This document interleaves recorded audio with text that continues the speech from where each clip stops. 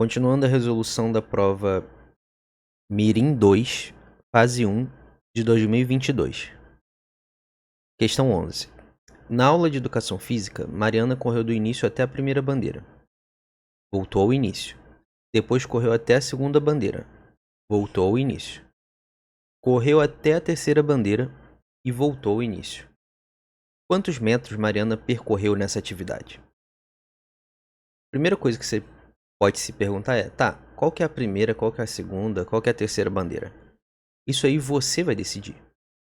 Contanto que você mantenha a coerência, depois você siga certinho o enunciado, não vai ter problema nenhum. Eu, por exemplo, vou chamar essa de bandeira 1, essa de bandeira 2 e essa de bandeira 3. Melhor colocar em cima, né? Porque ali não dá pra ver direito. Essa é a 1, essa é a 2 e essa é a 3. Pronto, defini. Aí a partir daqui eu vou fazer as minhas contas. Você poderia ter ordenado aqui como você quisesse. Essa aqui onde eu coloquei 1, você botava que era a terceira. Tanto faz. O que importa é que ela correu até uma e depois correu até outra e depois correu até outra. Então, eu vou chamar meu início de I e vou ir calculando aos poucos, tá? Então, primeiro ela correu de I até a bandeira 1. Vou botar B1 aqui, para não confundir. Ela correu até a bandeira 1. Bandeira 2, bandeira 3. Pronto. Tá. Nesse trajeto do início até a bandeira 1, tá aqui, ó. 10 metros. 10 metros. Aí o que ela fez depois? Voltou ao início. Então ela foi de B1 até o início de volta. Então ela percorreu os 10 metros de novo. E aí aqui eu acho que você já entendeu o que eu vou fazer, né? Então, já fica uma sugestão. Se você tinha travado e agora destravou, sugiro a pausar e tentar resolver o resto. Aí você volta para conferir. Beleza? Depois voltou ao início, depois correu até a segunda bandeira. A segunda bandeira é a do meio, aqui na nossa resolução. Então ela foi do início até a segunda bandeira. Nesse trajeto, ela percorreu 10 mais 12 para chegar até a segunda bandeira. Então ela percorreu 22 metros. E aí voltou. Depois de chegar na segunda bandeira, ela voltou ao início. Então ela percorreu mais 22 metros novamente. Beleza. E aí o que ela fez? Voltou ao início, tá? Correu até a terceira bandeira e voltou ao início de novo. Então ela foi do início até a terceira bandeira. E aí fica agora, ó, 10 mais 12 mais 15. Então 22 mais 15, 37, né? Isso aí, 37 metros. E aí ela voltou ao início. E encerrou o percurso dela. Então o que ele quer saber é o total da distância que ela percorreu nessa brincadeira.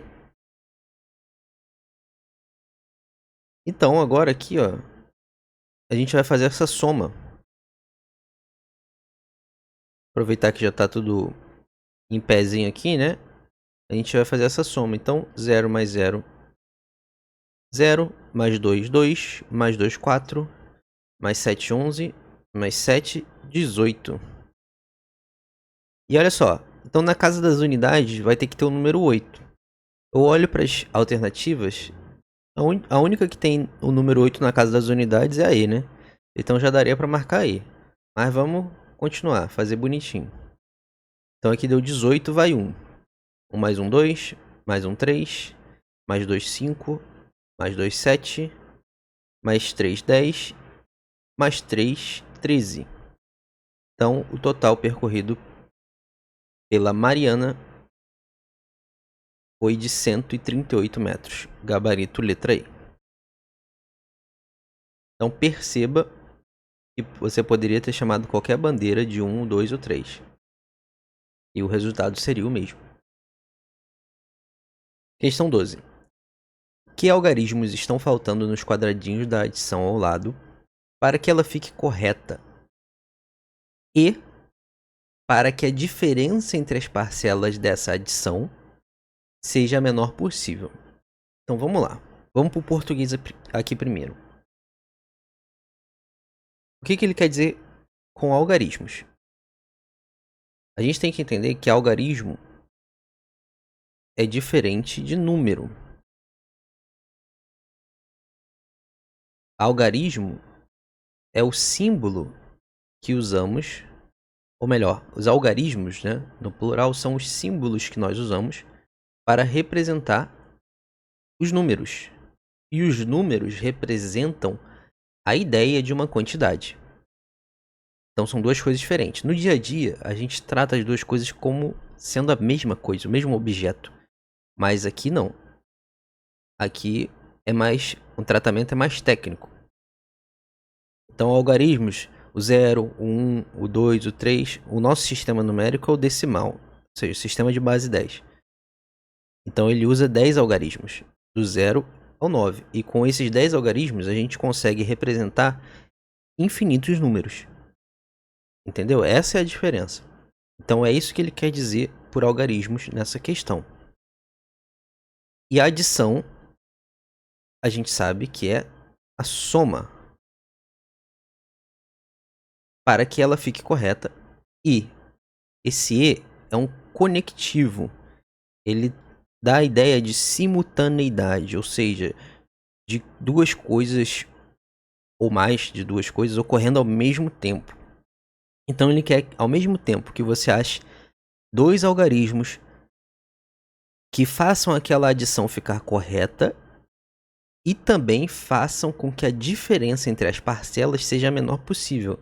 E o que são parcelas? Parcelas são os pedaços da soma. Então, se eu tenho aqui uma soma, ou melhor, uma adição, né? 3 mais 5. Isso aqui é uma adição. De quantas parcelas? De duas parcelas. Aqui eu tenho uma parcela e aqui eu tenho outra parcela. E isso aqui vai dar 8. Ok? E a diferença, o que é a diferença? A diferença é subtração. Quando eu quero achar a diferença entre dois números, eu faço um menos o outro. E para facilitar, a gente costuma colocar o maior menos o menor, né? Para não ter problemas com números negativos. Então, 5 menos 3 é 2. Então, a diferença entre o 5 e o 3 é 2. Tá. E aí? Agora sim, agora que a gente está a par do vocabulário e do que está acontecendo, a gente trabalha na questão. Vamos analisar o que está acontecendo aqui. Aqui eu tenho as dezenas, certo? Vou botar dezenas e unidades. Ok. Então aqui, na casa das dezenas, eu tenho que ter 6 dezenas. Essas duas parcelas estão somando, com esses dois números aqui, com esses dois algarismos, 5 dezenas. Então quer dizer que para fazer 6 dezenas vai vir um daqui. Eu vou agrupar essas unidades, isso vai passar de 10, e aí esse 1 eu vou jogar para cá. Para ficar 1 mais 3 mais 2 igual a 6. Beleza, então já descobri alguma coisa. Eu sei que a soma dessas unidades vai dar um número maior que 10, que passa uma dezena para cá e fica o restante ali nas unidades. Esse é o sistema decimal, né? A gente vai agrupando de 10 em 10. Beleza. Só que também eu descubro automaticamente com isso que vai ficar o 1 lá na casa das unidades. Então passa um número que é maior que 10 e que fica um 1 lá. Então esse número é o 11. Então esses dois algarismos que eu tenho que colocar aqui tem que ser algarismos que quando eu somar eles, dê 11. Beleza, e aí eu cumpro a primeira parte da exigência dele, que é dois algarismos para que essa soma fique correta. Então eu penso nos algarismos que somados dão 11. O 2 e o 9. 2 mais 9. O 7 mais 4. O 3 mais 8. Mais o que? O 6 mais 5. E só, né? 2 mais 9, 7 mais 4. 3 mais 8, 6 mais 5. Beleza. Então são essas 4 possíveis combinações. E aí você tem que agora se preocupar com a outra exigência. Ele quer que a diferença entre as parcelas seja a menor possível. Então, o raciocínio-chave aqui é entender que... Olha só. Se eu pego, por exemplo, aqui, tá? 9 menos 2. A diferença entre 9 menos 2 é 7. A diferença entre 8 menos 3 é 5. A diferença entre 7 e 4 é 3. Então, eu estou analisando esses números aqui para mostrar como que a diferença entre dois números pode cair. Perceba que quanto mais próximos são os números, menor é a diferença entre eles. Então, quanto mais próximos vão ficando os números, menor é a diferença entre eles. E isso faz todo sentido, né? Quando a gente bota os números lá em ordem na reta numérica, a diferença é o intervalo, né? O quanto que a gente tem que andar para chegar no outro número. A diferença entre um certo número e um outro número é o quanto a gente tem que andar até ele. E conforme esses valores vão ficando mais próximos, a diferença vai diminuindo. Então, esse raciocínio vai servir para a gente entender com quais opções a gente tem que combinar aqui. Então a gente entende que para fazer a diferença entre esse maior e esse menor tem que ser o maior possível e esse de cima tem que ser o menor possível, que aí a diferença entre eles vai ser a menor possível. Só que ao mesmo tempo esses dois algarismos aqui, eles têm que somar 11.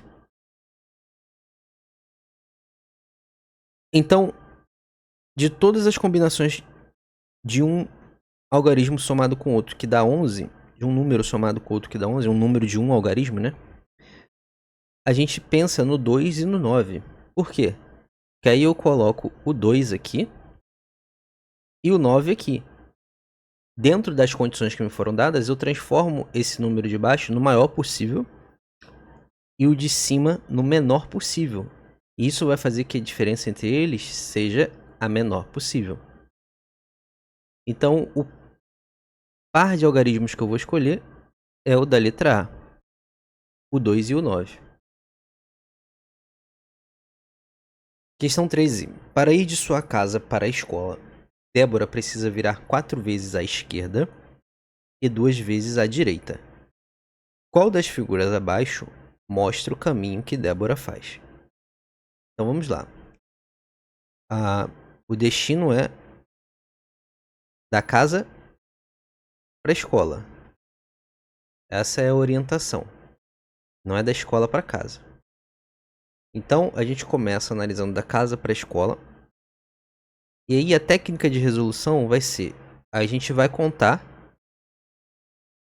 esse caminho que a gente estiver analisando, quantas vezes a gente virou à esquerda e quantas vezes a gente virou à direita.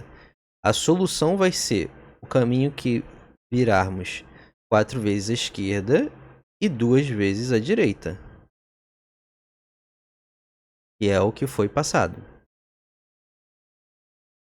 Então, o caminho que for diferente disso já não pode ser a resposta.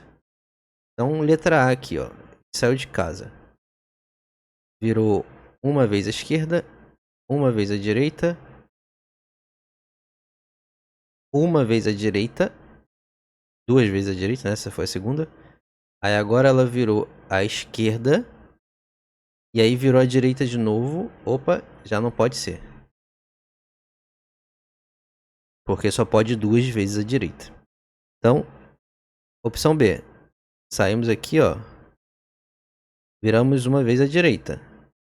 E vai. Mais uma vez à direita. Mais uma vez à direita. Opa, também não pode ser. Só pode ter 2 direitas. Nem a mais nem a menos. Alternativa C. Sair de... Opa, tô indo da escola, né? Sair de casa. Uma vez à esquerda. 2 vezes à esquerda. Uma vez à direita. 3 vezes à esquerda. 4 vezes à esquerda. 2 vezes à direita. Bateu certinho, né? Então a nossa alternativa é a letra C. Mas bora analisar as outras. Tá aqui a casa. Uma vez à esquerda. Uma vez à direita. 2 vezes à direita. 3 vezes à direita. Já era. Alternativa E. Uma vez à esquerda. 2 vezes à esquerda. 3 vezes à esquerda. 4 vezes à esquerda. 5 já era também. Então, gabarito letra C. Questão 14. Essa aqui, na minha opinião, é a mais complicadinha até agora. Rosinha cortou a folha quadrada nas linhas pontilhadas. Além do quadradinho central, ela juntou os pedacinhos cortados e formou outros quadradinhos, iguais ao central. No total, incluindo o central, com quantos quadradinhos ela ficou? Então, é mais uma questão de percepção visual e tem um pouco de lógica também envolvida. A ideia é perceber que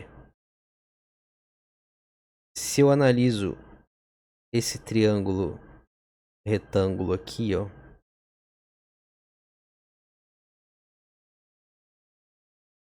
eu tenho esse outro pequeno aqui. Se eu pegar esse pequeno e rotacionar para cima desse trapézio, tá vendo esse trapézio aqui, ó? Tá, tem um lado grande, esse tá inclinado e esse lado pequeno. Se eu rotacionar esse triângulo para cima dele, eu vou formar um quadrado. E aí eu vou fazendo isso para os outros.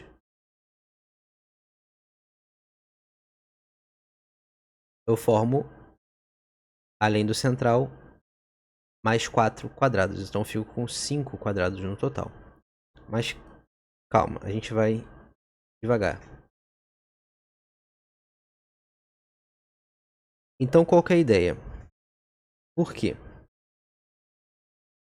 Olhando para esse triângulo pequeno, eu vou fazer cores diferentes. Aqui, esse segmento em vermelho é igual a esse segmento em vermelho. A gente não tinha considerado esse trapézio aqui, ó. Tem 4 deles. 4 deles iguais, né? Tem esse trapézio, esse aqui, esse e esse, certo? Esse trapézio aqui, ó, é igual a esse trapézio aqui. Então, esse lado grandão é igual a esse lado grandão. Mas esse também é um lado desse triângulo retângulo aqui. E quando eu rotacionar esse triângulo para lá, essa medida aqui, ó, também é igual a essa. Então ela vai se sobrepor.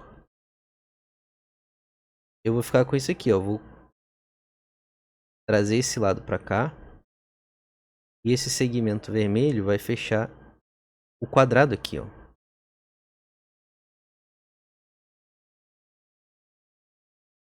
E aí eu vou aplicar esse raciocínio para os outros pares, né, de trapézio e triângulo. Para cá, para cá e para cá. Oh. E para cá. E aí isso vai me dar a soma dos quadrados que eu consigo formar. Mas vamos tentar visualizar ainda de outra forma. Tentar fazer valer os artifícios disponíveis aqui, né? Então, ó. Vou tentar fazer uma brincadeira aqui.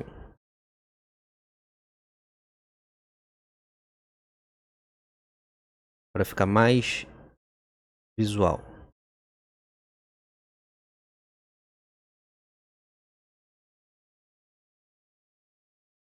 Ó, peguei ele, né? Vou rotacionar para cá.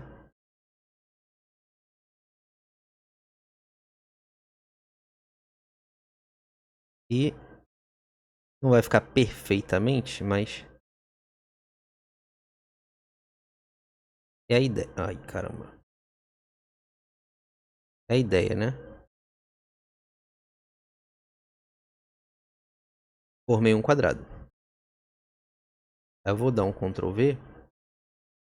É como se eu tivesse tirado esse daqui, né, do cantinho. Agora eu vou rotacionar esse aqui também para encaixar ele ali.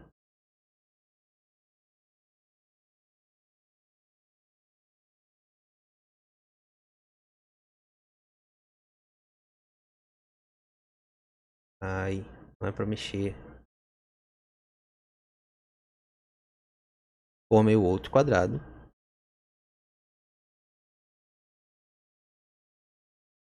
Pra cá.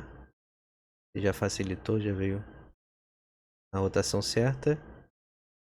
Formei o outro quadrado.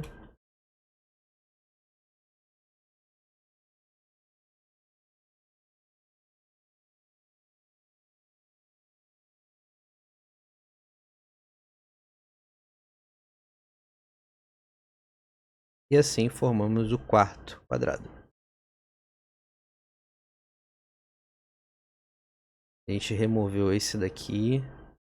Removeu esse daqui. Foi pra lá. Ele foi pra cá. Removeu esse também pra cá. E removeu esse também pra cá, pra cima. E aí fecha 1, 2, 3, 4, 5 quadrados. Gabarito letra A.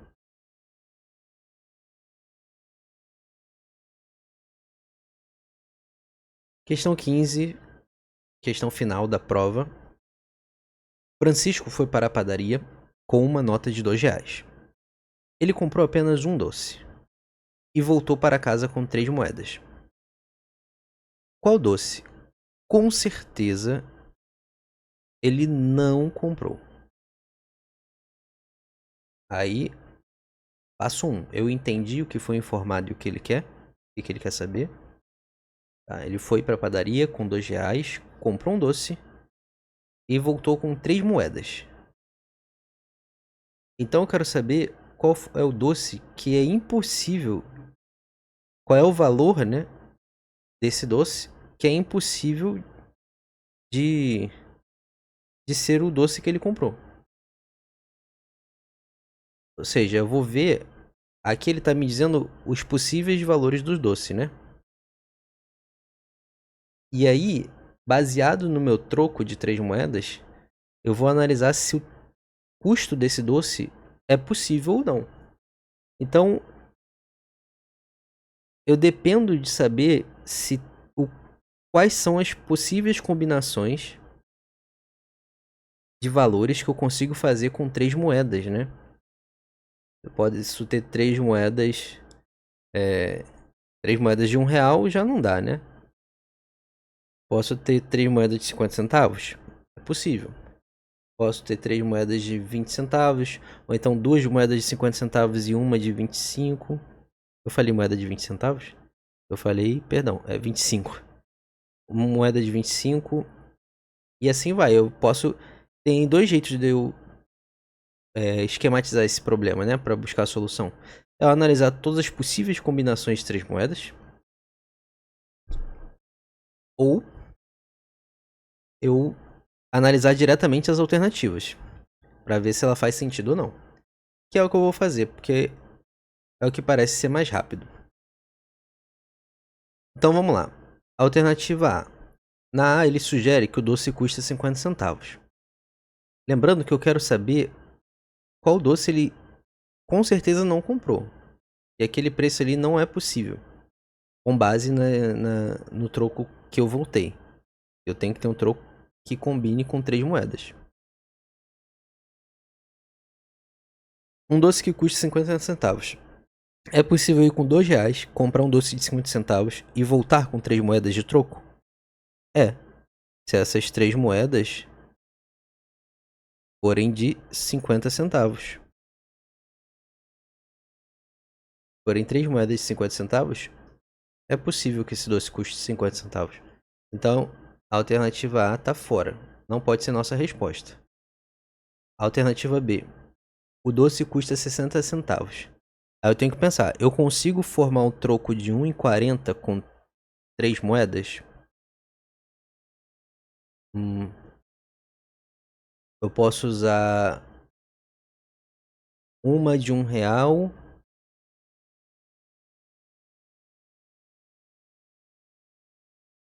Uma de R$1.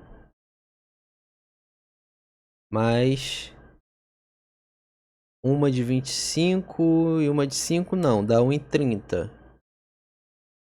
Uma de 10, a outra de 25 dá 1,35.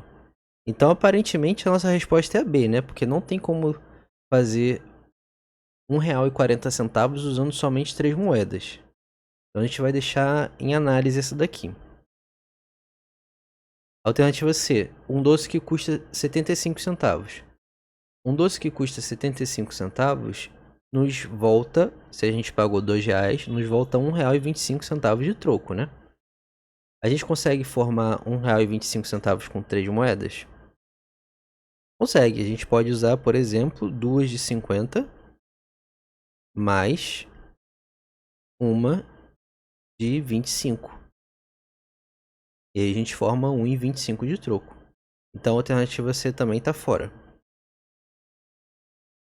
D. Um doce que custa 80 centavos. Então, paguei com R$2 um doce de 80 centavos. Voltou 1,20 de troco. Eu consigo 3 moedas que dão 1,20? Consigo. Eu consigo com uma de R$1 mais 2 de 20 centavos. Ou 2 de 20 centavos. 2 de 10 centavos. E aí isso dá 1,20. Então, isso aqui é possível também. Eu quero o valor que não é possível. Letra E. Um doce que custa R$1,30. Então, eu vou ter 70 centavos de troco. É possível? É possível. Eu posso ter uma moeda de 50 centavos mais 2 moedas de 10 centavos. E aí eu vou ter os 70 centavos de troco. Então aí tá fora. Então realmente a nossa resposta é a letra B. Ficou confuso, né? Esse tanto de linha ali. Eu vou botar em outra cor. Nosso gabarito é a letra B. É impossível, dentro dessas condições, que esse doce custe 60 centavos.